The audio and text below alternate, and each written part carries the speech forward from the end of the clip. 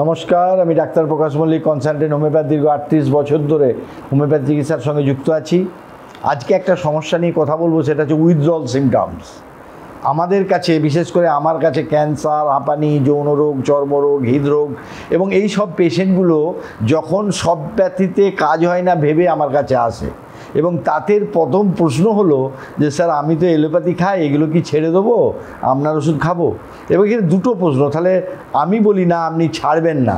তখন তাদের মনে প্রশ্ন হয় যে স্যার দুটো খাবো, কোনটা কাজ হচ্ছে কী করে বুঝবো? এটা কিন্তু বড় উত্তর হলো যে আপনি খাবেন এবং তাতে আগের থেকে ভালো আছে কিনা বুঝবেন, তাহলে আমাদের ওষুধ কাজ হচ্ছে এটা বুঝবেন। এটা গেল একটা উত্তর। আর উইথড্রল সিমটম হচ্ছে যে যদি আমি হঠাৎ করে ওই ওষুধগুলো বন্ধ করে দিই, আসলে ড্রাগটা আপনি খাচ্ছিলেন তাতে কিন্তু উইথড্রল সিমটম দেখা দেবে। সেটা কি না, ঘুম হবে না, ক্ষুধামান্দ হবে, অস্থিরতা হবে, এবং নট অনলি দ্যাট, আপনার কিন্তু হঠাৎ করে রিয়াকশান হয়। এই জন্য যারা মদ খায়, যাদেরকে রিহ্যাবে দেওয়া হয়, আগেকার সিমটম ছিল যে মদটা বন্ধ করে দেওয়া হতো। এখন সিস্টেমটা হচ্ছে মদটাকে আস্তে আস্তে তার ডোজ কমিয়ে কমিয়ে আনতে হবে। সেরকম আমি করি কি, যে ক্যান্সারের পেশেন্টে যে ড্রাগগুলো খাচ্ছে তাকে আস্তে আস্তে কমাতে হবে।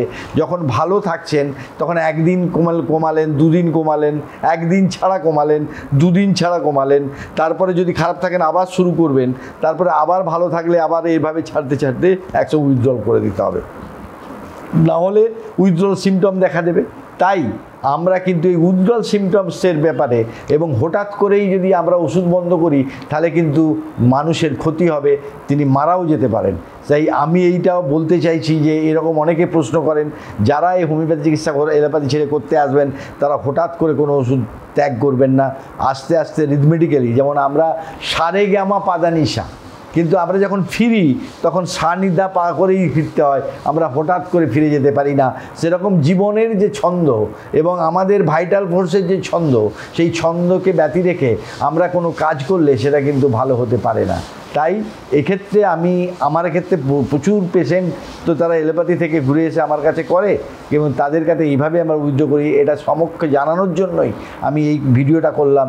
কারণ কিভাবে আপনি উইথড্রল সিমটমকে অ্যাভয়েড করবেন, কিভাবে আস্তে আস্তে মেডিসিনটা উইথড্র করবেন, সেই ব্যাপারে একটা বিজ্ঞানসম্মত পদ্ধতি অবলম্বন করে এটা করতে হবে। যাই হোক, আপনারা সকলে ভালো থাকুন, অপরকে ভালো থাকতে সাহায্য করুন।